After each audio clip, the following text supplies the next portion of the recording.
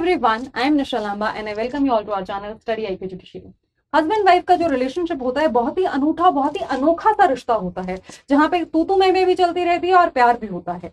दोनों के बीच में कहीं ना कहीं कोई ना कोई नोकझोंक चलती रहती है। अगर ऐसी नोकझोंक बनी है और प्यार भी है तो फिर रिश्ता सही है, मतलब गाड़ी सही चल रही है, चीजें सब सही हैं। बट बात खराब वहां पे होती है जहां पे ये रिश्ता एब्यूसिव हो जाता है, जहां पे रीजनेबिलिटी की कोई जगह नहीं होती है, लॉजिक की कोई जगह नहीं होती है। कोई दोनों में से एक पार्टी जो है वो बहुत ज्यादा टॉक्सिक है और दूसरे के लिए उसने जीना दूभर कर रखा है। आज की वीडियो में जो मैं आपके लिए स्टोरी लेकर आई हूं, यहाँ पे इस केस के अंदर बेसिकली हुआ क्या था कि पत्नी ने पति को खाना देने से मना कर दिया। उसने कहा कि खाना बनने में भी टाइम लगेगा। सिर्फ इतनी सी बात पर गुस्सा होकर उस पति ने पत्नी की हत्या कर दी। और अब वो पति चाहता है कि ऐसे में उसको डिफेंस मिल जाए। किस चीज का? कि पत्नी ने ये कहा कि खाना अभी नहीं बना है, खाना बनने में टाइम लगेगा। ये ग्रेव और सडन प्रोवोकेशन की श्रेणी में फॉल करेगा और इस वजह से उसको जो मर्डर के एक्सेप्शंस हैं, उस एक्सेप्शन में उसको ये बेनिफिट मिल जाए और उसकी जो सजा है वो मर्डर से कम हो जाए, यानी उसको कल्पेबल होमिसाइड की सजा मिल जाए। तो आज की वीडियो में हम इसी बारे में चर्चा करने वाले हैं। बढ़ते हैं आगे। उससे पहले बस आपको बता दूं कि अगर आप स्टडी IQ जुडिशरी के साथ जुडिशरी की प्रिपरेशन करना चाहते हैं तो जुडिशरी बैच 9 में एडमिशन खुले हैं। ये एडमिशन 12 नवंबर से इसके क्लासेस स्टार्ट हो चुकी हैं। बस 15 नवंबर तक आप एडमिशन ले सकते हैं। 15 नवंबर तक का आपके पास टाइम है। रात 12 बजे तक Great Learning festival sale active है, तो उस दौरान आपको ये जो बैच है ये मिल जाएगा सिर्फ 25,000 में। 25,000 में आपको अगर ये कोर्स खरीदना है तो आपको याद रखना है मेरा कोड निशा लाइव। मेरा कोड निशा लाइव इस्तेमाल करके आपको मिल जाएगा हाईएस्ट डिस्काउंट। वीडियो के एंड में मैं आपको बताने वाली हूँ इस बैच के बाकी के सभी फीचर्स। अगर आप बैच में इंटरेस्टेड हैं तो वीडियो के एंड तक बने रहिएगा। चलिए, ऑलराइट, तो इस केस लॉ के फैक्ट्स बता देती हूँ। उससे पहले मैं आपसे कुछ जनरल चीजें डिस्कस करती हूँ। देखो, जब कोई एक व्यक्ति किसी दूसरे व्यक्ति की हत्या करता है तो हम उसको होमिसाइड कहते हैं।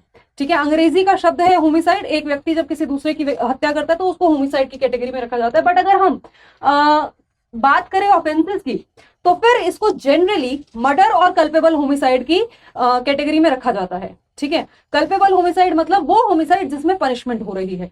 ठीक है, और मर्डर तो आपको पता ही है, आपने सुना है।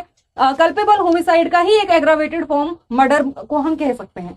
ठीक है, तो कल्पेबल होमिसाइड की जो सजा है वो हल्की सी कम है और मर्डर की सजा ज्यादा है। राइट, तो फिर अगर कोई व्यक्ति मर्डर के लिए कन्विक्ट हो जाता है, मतलब अगर ये प्रूव हो जाता है कि उस व्यक्ति ने मर्डर किया है, उसके बाद अगर वो डिफेंस में ये कहे कि उसने मर्डर तो किया है लेकिन सामने वाले व्यक्ति ने कुछ ऐसा किया था, मतलब मरने वाले व्यक्ति ने कुछ ऐसा किया था जिसकी वजह से मैंने अपना आपा खो बैठा और मैंने उसकी हत्या कर दी, इस वजह से मुझे डिफेंस मिल जाना चाहिए क्योंकि मेरी इंटेंशन उतनी ज्यादा स्ट्रांग नहीं थी उसको मारने की।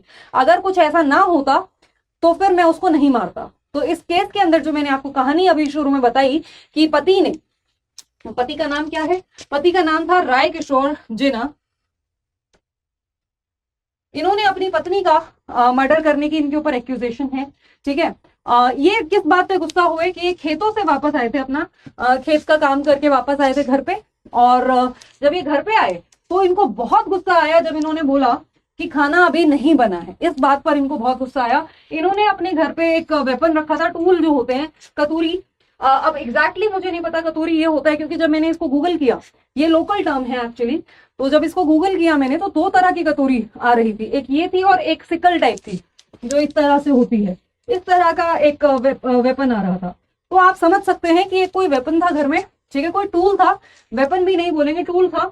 ठीक है, उस टूल का इस्तेमाल करके उन्होंने अपनी वाइफ के नेक पे, गर्दन पे, उसके फेस पे, उसके सर पे और उसके कान में बहुत सारी इंजरीज कॉज कर दी। और वो इंजरीज इस तरह की थी जिससे उसकी जो वाइफ है उसकी हत्या हो गई, उसकी मृत्यु हो गई तभी के तभी। अब कोर्ट में जब मामला पहुंचा तो कोर्ट में इसका ट्रायल किया गया। ट्रायल करके इसको सजा सुनाई गई। ठीक है, अब जब इसको सजा सुनाई गई तो ये चाहता था कि इसको कितनी सजा सुनाई गई थी? इसको सीधा उम्र कैद दी गई थी अपनी पत्नी का मर्डर करने के लिए। मर्डर की सजा इसको सुनाई गई थी। ठीक है, तो अब और ये सजा इनको सुनाई गई थी। इसकी जो बेटी है, हस्बैंड वाइफ की जो बेटी थी, उसने कोर्ट में गवाही दी थी। उसने ये सारा इंसिडेंट अपने सामने देखा था होते हुए कि उसके पिता ने उसकी मदर की मृत्यु कॉज कर दी। ठीक है, तो फिर ये पहुंचे ओडिशा के हाई कोर्ट में। वहां पे इन्होंने बोला कि जो ये बच्ची है, बच्ची के स्टेटमेंट के ऊपर ज्यादा विश्वास नहीं करना चाहिए क्योंकि इसी की गवाही के बेसिस पर इसको सजा मिली है। मेन विटनेस यही थी। ठीक है। तो इसकी जो गवाही है उसके ऊपर ज्यादा भरोसा नहीं करना चाहिए। उसका कारण ये है कि अपनी माँ की हत्या के बाद से ये अपने मामा के पास रहती है, यानी अपनी नाना वाली साइड की फैमिली में रहती है। उन्होंने इसको ट्यूटर किया है, उन्होंने इसको पढ़ाया है, सिखाया है, और वही बातें ये कोर्ट में आके बोल रही है। तो इस वजह से उसकी जो भी बातें हैं वो बातें सही नहीं है, और उसकी बातों पर विश्वास करके इसको सजा नहीं दी जानी चाहिए। तो बेसिकली उन्होंने क्या कोशिश की, उन्होंने कोशिश की कि जो गवाह है उसकी वेरासिटी पे, उसकी जो ट्रूथफुलनेस है उसके ऊपर सवाल खड़ा कर देते हैं। ठीक है।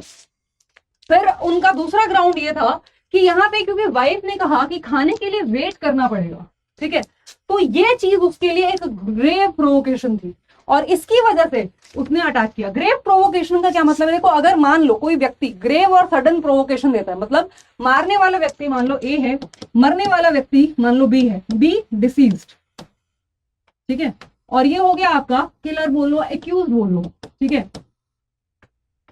अब ये उसको बी ने कुछ ऐसा अगर किया है जो बहुत ही ग्रेव है, बहुत ही सडन है, ठीक है, इतना सडन कि ए अपना आपा खो बैठे, अपना कंट्रोल खो बैठे, सोचने समझने की शक्ति खो बैठे, और उसके उस दौरान वो कुछ ऐसी हरकत कर दे जिससे कि बी की मृत्यु हो जाए, तो फिर ए को सजा कम मिलेगी, सजा मिलेगी बट थोड़ी कम मिलेगी, उम्र कैद की नहीं मिलेगी, ठीक है।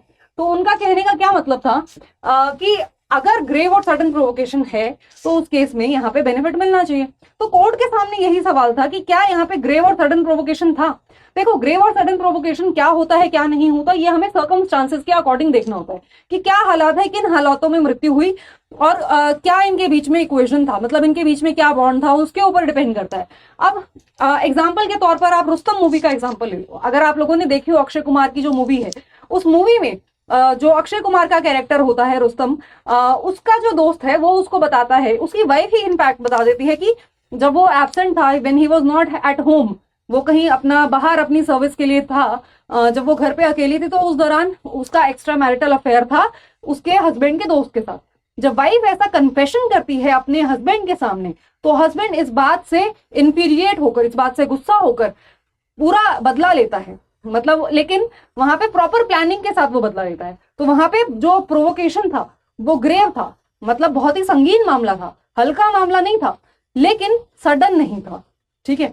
मतलब ऐसा नहीं है कि खड़े पैर मतलब उसको ये सारी चीजें पता चली और गुस्से में आके उसने एकदम से उसकी हत्या कर दी, ऐसा नहीं था। उसने प्रॉपर प्लानिंग के साथ अपने बच्चों को मूवी थिएटर में छोड़ा है, उसके बाद वो अपने शिप पे गया है, वहां से उसने जो वेपन है वो प्रोक्योर किया है, फिर वो वहां पे गया है, उसने उसको बोला है तुम मेरे बच्चों से शादी, मेरी बीवी से शादी करोगे, मेरे बच्चों को अपनाओगे, ये सारी कॉन्वर्सेशन हुई है, उसके बाद उसने उसको मारा है, ठीक है। तो ग्रेव प्रोवोकेशन था, but it was not sudden, वो स्लो प्रोवोकेशन था, ठीक है। सडन कैसे हो सकता है? मान लो आप अपने अगर कोई हस्बैंड अपनी वाइफ को, या कोई वाइफ अपने हस्बैंड को किसी आपत्तिजनक स्थिति में देख ले, और उस गुस्से में आके वो उसके साथ कोई ऐसी हरकत कर दे जिससे कि उसकी मृत्यु हो जाए, ठीक है, तो वो ग्रेव और सडन हो सकता है, संगीन भी है और सडन भी है कि अचानक से। तो उस दौरान सजा मिलेगी बट उतनी नहीं मिलेगी, ठीक है, मर्डर की सजा नहीं मिलेगी, कल्पेबल होमिसाइड की सजा मिलेगी, ठीक है। सेक्शन 100 भारतीय न्याय संहिता के अंदर आपको कल्पेबल होमिसाइड देखने को मिलेगा, सेक्शन 101 के अंदर मर्डर की डेफिनेशन दे रखी है, ठीक है। तो ये डिफरेंस होता है। तो इन्होंने ग्रेव एंड सडन प्रोवोकेशन का एक्सेप्शन मांगा, ठीक है। तो ग्रेव और सडन के केस में अब कोर्ट के सामने यही सवाल था कि अगर कोई पत्नी अपने पति को कहती है कि आप वेट कर लो, खाना अभी बना नहीं है, खाना बनने में टाइम लगेगा, क्या इस बात से प्रोवोक होकर कोई व्यक्ति अपनी पत्नी को जान से मार देता है और ये कह देगा कि ये प्रोवोक हो गया था और इसलिए इसको बेनिफिट मिल जाना चाहिए? तो यही कोर्ट के सामने सवाल था। तो हाई कोर्ट ने इसकी जो आर्ग्यूमेंट है उसको डिसमिस कर दिया, और कोर्ट ने कहा कि नहीं, यहाँ पे जो इसकी ये आर्ग्यूमेंट थी कि वहां पे ग्रेव एंड सडन प्रोवोकेशन था, वो गलत था, ठीक है।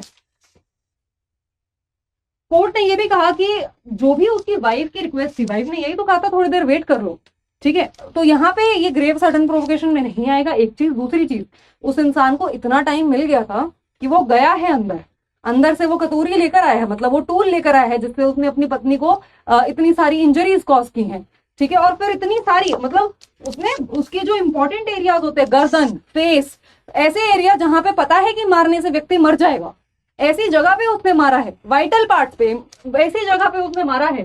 तो इससे कहीं पे भी ये नहीं नजर आ रहा है कि उसकी मंशा नहीं थी उसको मारने की, उसकी इंटेंशन साफ क्लियर नजर आ रही है कि वो उसको मारना चाहता था, ठीक है। और उसकी बॉडी पर आप देखेंगे टोटल 9 नंबर ऑफ इंजरीज थी। ओके, तो इतना ये जो इंजरीज हैं इनको अगर आप ध्यान में रखो, पूरे फैक्ट्स और सर्कमस्टांसेस को ध्यान में रखो, तो यहाँ देखकर साफ साफ नजर आ रहा है कि वो अपनी पत्नी का मर्डर करना चाहता था और उसने मर्डर किया है। ठीक है, तो कोर्ट ने कहा कि यहाँ पे उसके जो एक्शंस हैं वो किसी भी एक्सेप्शन में फॉल नहीं कर रहे, ना सिर्फ ग्रेव और सडन प्रोवोकेशन में, वो किसी में भी फॉल नहीं कर रहे। क्योंकि मान लो अगर आप इसको सडन फाइट में भी आप अगर इसको लेकर आओ, मतलब कि कई बार होता है ना कि आपसी लड़ाई हो गई, दोनों एक दूसरे से गुस्से में एक दूसरे के साथ लड़ाई कर रहे हैं, कोई पहले से प्लानिंग नहीं है, लड़ाई में एक दूसरे को मार दिया, तो वहां पे भी विदाउट प्री मेडिटेशन वाला आपको बेनिफिट मिल जाता है कि एकदम से सडन लड़ाई हो गई, सडन क्वारल हो गया इनका, और बिना कोई किसी ने किसी से भी किसी का कोई अनड्यू एडवांटेज नहीं उठाया, किसी ने कोई क्रूअल या अनयूजुअल, अनड्यू एडवांटेज मतलब कि ऐसा नहीं कि मतलब गलत फायदा उठाया सिचुएशन का। क्रूअल का मतलब देखो आप किसी की हत्या कर रहे हो वो अपने आप में क्रूरता है, बट हत्या किस तरह से कर रहे हो। कुछ लोग आप अगर देखेंगे कि ऐसे केसेस भी आए हैं और मूवीज में आपने देखा होगा कि किसी ने बड़ा पत्थर उठा लिया और बड़ा पत्थर उठा के किसी के सर पे कुचले जा रहा है 40-50 बार उसने उसके सर पे मार दिया कि अब ये नहीं पता चल रहा कि वो कभी किसी का फेस था, है ना, वो बिल्कुल खत्म हो चुका है। तो वो होता है बिल्कुल क्रूरता से मारना, मतलब मारना अपने आप में क्रूरता होती है। ठीक है, लेकिन किस तरह से आप मार रहे हैं कि मतलब एक क्रूर इंसान को भी लगे कि ये तो एक्सट्रीम था। ठीक है, तो अगर आप ऐसे किसी तरीके से बिहेव नहीं कर रहे हैं, आप अनयूजुअल क्रूअल तरीके से बिहेव नहीं कर रहे हैं, अनड्यू एडवांटेज नहीं उठा रहे हैं, और अचानक से लड़ाई के दौरान आपसे कुछ ऐसा हो गया जिससे कि वो कोई व्यक्ति मर गया, तो भी आपको बेनिफिट मिल जाता है एक्सेप्शन का, वहां पे भी आप एक्सेप्शन का बेनिफिट ले सकते हैं। ठीक है, लेकिन कोर्ट ने कहा कि इस केस में ना तो पत्नी ने कोई लड़ाई की थी, ना कोई क्वारल की थी, तो यहाँ पे प्री मेडिटेशन वाला भी नहीं बोल सकते हैं, है ना। अगर उसने ये बोल दिया कि खाना बनने में टाइम लगेगा, अभी थोड़ा वेट कर लीजिए, तो इतनी सी बात पे अगर आप अपनी पत्नी की हत्या करते हैं तो आपको यहाँ पे आप किसी भी बेनिफिट के हकदार नहीं है, आपको कोई डिफेंस नहीं मिलेगा। यहाँ पे जो सेक्शन 300 की एक्सेप्शन थी जो कि अब 101 में मिलेंगी आपको देखने को, आईपीसी और बीएनएस में बदलाव आ गया है सेक्शंस का, तो वो एक्सेप्शंस का बेनिफिट अब आपको बिल्कुल भी नहीं मिलेगा। और इस केस में उसकी जो अपील थी उसको खारिज कर दिया गया और उसको कहा कि जो उसको मर्डर की सजा मिली है ना लाइफ सेंटेंस की, वो उसको गो थ्रू करनी पड़ेगी। ठीक है, उम्र कैद उसको काटनी पड़ेगी। केस का नाम आपको स्क्रीन पर नजर आ रहा है, Rai Kishore Jinna versus state of Odisha, 2024 Odisha high court की जजमेंट है ये। अब मैं आपको फटाफट से बता देती हूँ स्टडी आई के जुडिशरी के बैच 9 के बारे में। एज आई टोल्ड यू, यहाँ पे आपको प्रीलिम्स मेंस इंटरव्यू तीनों स्टेजेस की तैयारी करवाई जाती है। इसके अंदर इसका जो बैच है वो 12 नवंबर से स्टार्ट हो चुका है। 4 से 6 और 6 से 8 के टाइम स्लॉट के अंदर इसकी क्लासेस कंडक्ट की जा रही हैं। 4 से 6 और 6 से 8 का ही इसका टाइम है क्लासेस का। ये क्लासेस लाइव होती हैं, स्टडी आई के जुडिशरी की ऐप पर होती हैं। आप अपने घर बैठे अपने फोन और अपने लैपटॉप की स्क्रीन पर इन क्लासेस को अटेंड कर सकते हैं। आप लाइव क्लासेस के दौरान अपने फैकल्टीज के साथ बातचीत भी कर सकते हैं। आपके डाउट्स जो हैं वो रियल टाइम में सॉल्व हो जाएंगे, क्योंकि वहां पे आपके पास मैसेजेस करने का ऑप्शन भी रहेगा और बातचीत करके वर्बली भी आप अपने फैकल्टी के साथ कनेक्ट कर सकते हैं अपने माइक को अनम्यूट करके, राइट। तो यहाँ पे आपका जो ये क्लासेस होती हैं लाइव क्लासेस, ये लाइव क्लासेस रिकॉर्ड भी होती हैं और ये रिकॉर्ड होके आपके ऐप में तब तक रहती हैं जब तक आपका बैच वैलिड है। इस बैच की वैलिडिटी 30 मंथ्स की है। 30 मंथ्स के अंदर आपका जो सिलेबस है वो 10 से 12 महीने में हम खत्म करा देते हैं। उसके बाद जो रिमेनिंग टाइम है उस दौरान आप प्रैक्टिस करते हैं, टेस्ट लगाते हैं और उसके आप अपने एग्जाम के लिए अपने आप को तैयार करते हैं। तो आप ये जो रिकॉर्डिंग्स हो जाती हैं, ये रिकॉर्ड लाइव क्लासेस रिकॉर्ड हो जाती हैं। रिकॉर्ड होने के बाद ये आपके ऐप में ही रहती हैं, आप इनको कितनी भी बार एक्सेस कर सकते हैं। इन क्लासेस के साथ साथ आपको मिलते हैं डेली एमसीक्यूज, 10 से 12 एमसीक्यूज हर क्लास में जो भी टॉपिक कवर हुआ है उसके आपको मिलते हैं। प्रीलिम्स की तैयारी के लिए ये बहुत हेल्पफुल रहते हैं। हर संडे को आपको मेंस आंसर राइटिंग का क्वेश्चन मिलता है, जिसका आंसर आप लिखते हैं, हमारे पास भेजते हैं, हम आपके आंसर को चेक करके आपको फीडबैक देते हैं। तो मेंस की तैयारी के लिए वो बहुत हेल्पफुल रहता है। उसके अलावा आपको यहाँ पे हैंड रिटन नोट्स मिलते हैं, क्योंकि कुछ बच्चे जो हैं वो नोट्स अच्छे से नहीं बना पाते हैं। तो यहाँ पे आपको प्रॉपर बहुत ही सुंदर तरीके से नोट्स बनाए जाते हैं, फ्लो चार्ट्स के साथ, टेबल्स, डायग्राम्स वगैरह के साथ आपको यहाँ पे नोट्स बनाकर मिलते हैं। और ये नोट्स आपको हिंदी इंग्लिश दोनों में मिल जाते हैं और आपको क्रक्स नोट्स भी यहाँ पे मिलते हैं। हर सब्जेक्ट के आपको कंपाइल्ड नोट्स मिल जाएंगे, जिससे आप प्रीलिम्स और मेंस की प्रिपरेशन आराम से कर पाएंगे। तो ये सब आपको मिल रहा है। इसके अलावा जो भी क्रैश कोर्सेज हम लॉन्च करेंगे, हम हर नोटिफिकेशन पर एक क्रैश कोर्स लॉन्च करते हैं। जुडिशरी की जब भी कोई नोटिफिकेशन आती है हम क्रैश कोर्स लॉन्च करते हैं और उन क्रैश कोर्सेज में आपका जो सिलेबस है उसको रैपिडली रिवाइज कराते हैं with respect to that particular state. तो उसके अंदर जो भी वो क्रैश कोर्स होगा वो आप फ्री ऑफ कॉस्ट उसका एक्सेस आपको मिलेगा। और उसके बाद मॉक सेशंस होंगे, हर प्रीलिम्स से पहले छः मॉक सेशंस होते हैं, हर मेन से पहले 6 मॉक सेशंस होते हैं, हर इंटरव्यू से पहले मॉक इंटरव्यूज होते हैं। तो ये सब चीज़ें यहाँ पे कंडक्ट कराई जाती है। बेसिकली आपके सारे मॉक्स, आपके सारे टेस्ट वगैरह सब कुछ मिला के, नोट्स सब कुछ मिला के आपको ये सब मिल रहा है कितने में, सिर्फ 25,000 में। ये बताना तो मैं भूल ही गई कि यहाँ पे आपके सभी major laws, minor laws, local laws, आपका जीके जीएस, जिसके अंदर आपका कंप्लीट स्टैटिक जीके हो रहा है, करंट अफेयर्स भी आपका कंप्लीट हो रहा है, जिसके अंदर आपके जनरल करंट अफेयर्स भी हैं, लीगल करंट अफेयर्स भी हैं। और उसके अलावा आपको यहाँ पे इंग्लिश और हिंदी का जो पोर्शन है वो भी आपको यहाँ पे प्रॉपरली कवर कराया जाता है। तो बेसिकली आपके एग्जाम में आने वाला कंप्लीट सिलेबस यहाँ पे कवर करवाया जाता है, और ये सब आपको मिल रहा है सिर्फ और सिर्फ 25,000 में। And as I told you, ये जो प्राइस है ये बहुत ही कम है, लोएस्ट है, इससे कम तो कभी भी नहीं जाएगा और इतना भी कभी नहीं आएगा। और इसके लिए आपको इस्तेमाल करना है मेरा कोड निशा लाइव। मेरा कोड निशा लाइव इस्तेमाल करके आपको मिल जाएगा मैक्सिमम डिस्काउंट। जो ग्रेट लर्निंग फेस्टिवल सेल है, इसके लिए आपके पास ज़्यादा टाइम बचा नहीं है। 15 नवंबर को रात 12 बजे तक ये सेल एक्टिव रहेगी, उसके बाद ये सेल खत्म हो जाएगी। यहाँ पे एक और अच्छा फीचर ये है कि यहाँ पे आपको हरियाणा जुडिशरी के रैंक 19 होल्डर यहाँ पे आपको मेंटोर करेंगे। रिसेंटली सिलेक्टेड जज हैं, ये आपको यहाँ पे गाइड करेंगे कि आपको आज के टाइम का कंपटीशन किस तरह से बीट करना है। Answer writing, order writing, anxiety वगैरह बहुत सारी चीज़ें आपके दिमाग में रहेंगी जिनका आप सॉल्यूशन पाना चाहेंगे, वो आपको यहाँ पे हर चीज़ का सॉल्यूशन यहाँ पे प्रोवाइडेड होगा। और अगर आप मुझसे जुड़ना चाहते हैं, ये जो पीपीटी भी मैं आपके लिए लेकर आई हूँ, अगर ये पीपीटी भी आपको चाहिए तो आप निशा_लांबा 1511 मेरा टेलीग्राम चैनल है, यहाँ पर मुझसे जुड़ सकते हैं। यहाँ पर आपको ये पीपीटी मिल जाएगी।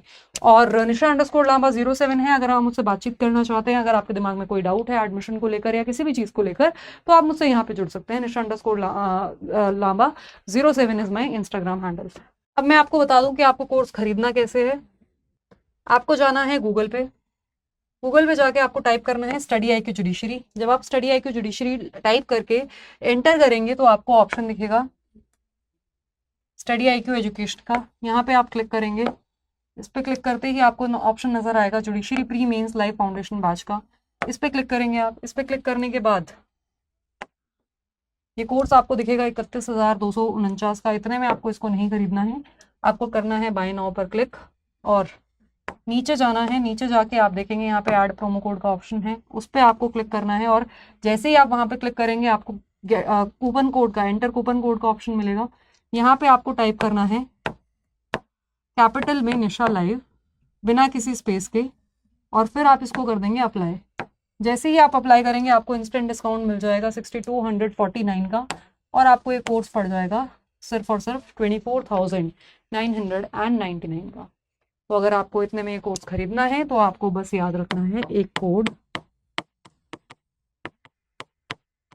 इस कोड का इस्तेमाल करके आपको मैक्सिमम डिस्काउंट मिल जाएगा। मिलते हैं आपसे अगले वीडियो में, तब तक के लिए गुड बाय।